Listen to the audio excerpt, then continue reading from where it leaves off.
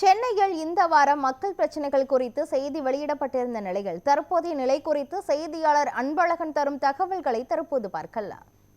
சென்னை மாநகரில் ஞாயிற்றுக்கிழமை முதல் சனிக்கிழமை வரை நடந்த நிகழ்வு தொகுப்புகளை தற்போது பார்க்கலாம். மக்களுடைய பிரச்சனைகளை ஒன்றாக பார்ப்போம்.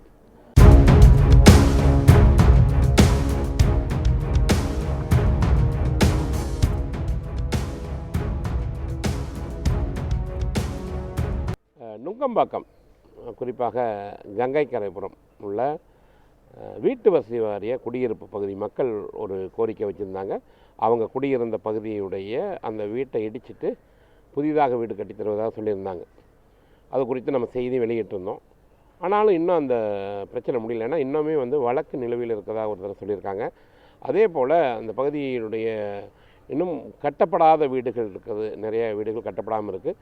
அதனால் இந்த வாரத்தில் எடுத்ததில் அந்த தீர்வு காணப்படாத நிகழ்வில் அது இப்போ வழக்கு நீதிமன்றத்தில் இருப்பதாக சொல்லியிருக்காங்க. இருந்தாலும் அதிகாரிகள் அது குறித்து விசாரிப்பதாக சொல்லியிருக்காங்க.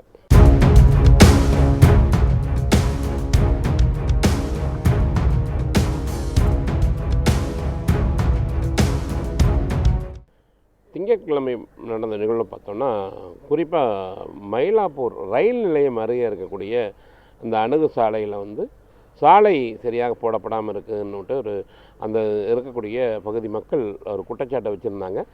நாமும் அது குறித்து செய்தி வெளியிட்டிருந்தோம். ஆனால் இன்னுமே மாநகராட்சி போட்டதா அல்லது ரயில்வே நிர்வாகம் போடுவதாங்கிற கேள்விக்குறியாக இருக்குது. மாநகராட்சி என்ன கேட்டால் ரயில்வே தான் போடணும்னு சொல்லியிருக்காங்க. ரயில்வே துறை சம்மந்தப்பட்ட அதிகாரிகளை சந்திக்க முடியல. இன்னும் அவங்கள தொடர்பு கொண்டுட்டுருக்குறோம்.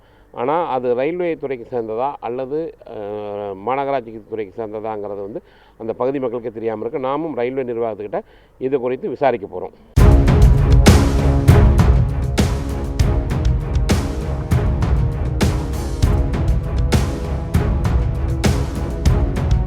அதே நாளில் நம்ம மந்தவெளி திருவேங்கடம் சாலையில் சாலை சேதமடைந்து காணப்பட்டது. குறிப்பாக இந்த ஜல்லி கற்கள்லாம் நிறைய கடந்திருந்தது. அது குறித்து செய்தி வெளியிட்டிருந்தோம். ஜல்லிக்கற்கெல்லாம் செய்தி அந்த மக்கள் போகிறக்கே சிரமமாக இருக்குன்னு சொல்லியிருந்தாங்க. அந்த இடத்துல இப்போ தற்பொழுது அந்த உடனடியாகவே அந்த இடத்துல அந்த ஜல்லிக்கற்களை அப்புறப்படுத்தும்படி நடைபெற்றிருக்கு. சொன்னோடனே மாநகராட்சி அதிகாரிகள் ஜல்லிக்கற்களை அப்புறப்படுத்தியிருக்காங்க. ஆனால் நிரந்தர தீர்வு என்று பார்க்கும் பொழுது அந்த சாலையை புதிதாக அமைக்க வேண்டும். ஆனால் சாலை இன்னும் புதிதாக அமைக்கப்படலை. தற்பொழுது அந்த ஜல்லிக்கற்கள் மட்டும் அகற்றப்பட்டிருக்கு.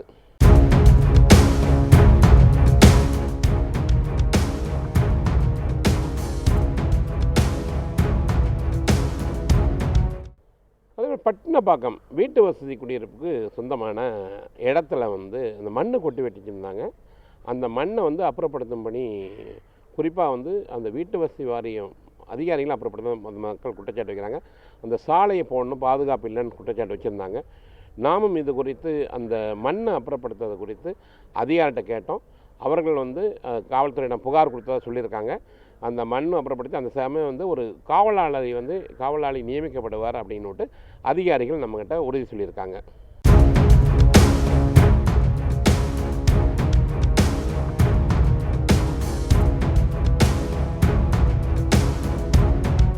செல்லப்பிராணிகள் வளத்தில் பல்வேறு விதிமுறைகளை கடைபிடிச்சிருக்காங்க. நம்ம ஏற்கனவே சொன்னோம், இந்த மக்களை அச்சுறுத்தும் நாய்களுக்கு நாய்களை என்ன மாதிரி அபராதம் விதிக்கப்படணும்னு ஒரு கேள்வி வச்சுருந்தோம்.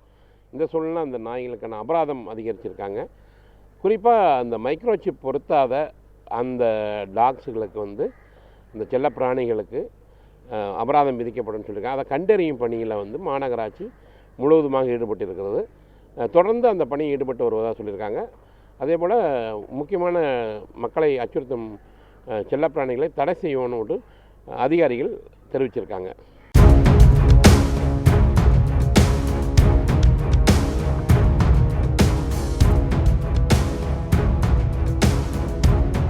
சென்னை மாநகராட்சி மண்டலம் 9 வார்டு 124 மயிலாப்பூர் விசி கார்டன் முதல் தெரு அந்த சாலையை பொறுத்த வரைக்கும் அங்கங்கே சேதமடைஞ்சு காணப்பட்டிருந்தது. நாமும் இது குறித்து செய்தி வெளியிட்டிருந்தோம். பொதுமக்களும் அந்த பகுதி போகிறக்கே சிரமமாக இருக்குன்னு குற்றச்சாட்டு வச்சுருந்தாங்க. அந்த காட்சியின் பண்ணியிருந்தோம். இதை தொடர்ந்து அந்த இடத்துல தற்போது பேட்ச் ஒர்க் பண்ணியிருக்காங்க. அந்த இடத்துல வந்து சாலைகள் போடப்பட்டிருக்கு. நம்ம எங்கே எந்த செய்தி சுட்டி காட்டினோமோ அந்த இடத்துல வந்து சாலை தற்காலிகமாக போடப்பட்டிருக்குது. ஆனாலும் கூட அந்த பகுதி மக்கள் அது ஒரு திருப்தி அடையலைன்னு சொல்லலாம். அவங்களும் பல்வேறு கருத்துக்களை வச்சுருக்காங்க. அந்த காட்சிகளையும் நம்ம பார்க்கலாம்.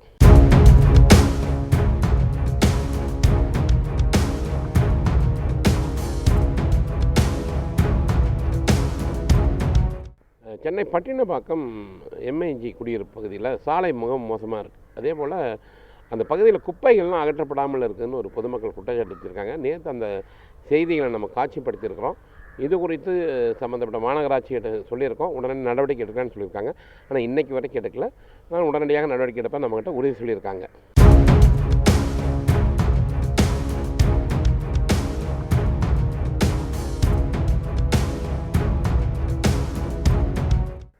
சென்னை மாநகராட்சி மண்டலம் 9 வார்டு 126 மாதா சர்ச் சாலை மற்றும் சாந்தோம் நெடுஞ்சாலையை இணைக்கக்கூடிய பகுதியில் கழிவுநீர் வெளியேறிட்டு இருந்தது.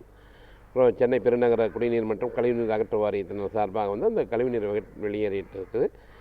இது குறித்து அதிகாரிகிட்ட கேட்கும் பொழுது அவர்கள் வந்து இந்த பம்பு வந்து பைப் ரிப்பேர் ஆகிருக்கு, குறிப்பாக அந்த மோட்டர் ரிப்பேர் ஆகிருக்கு, சரி செய்தவுடன் உடனடியாக அந்த அந்த கழிவுநீர் செல்வது தடுக்கப்படும் சொல்லியிருக்காங்க. ஆனால் நிரந்தர தீர்வு என்பது வந்து பொதுமக்கள் என்ன கேட்குறாங்கன்னா புதிதாக பைப் லைன் போடணும்னு சொல்லியிருக்காங்க. அதற்கு கால அவகாசமாகும். இருந்தாலும் கூட தற்காலிகமாக அந்த மோட்டார் சரி செய்தவுடன் அந்த கழிவுநீர் வெளியேறுவது தடுக்கப்படும் என்று அதிகாரிகள் உறுதி சொல்லியிருக்காங்க.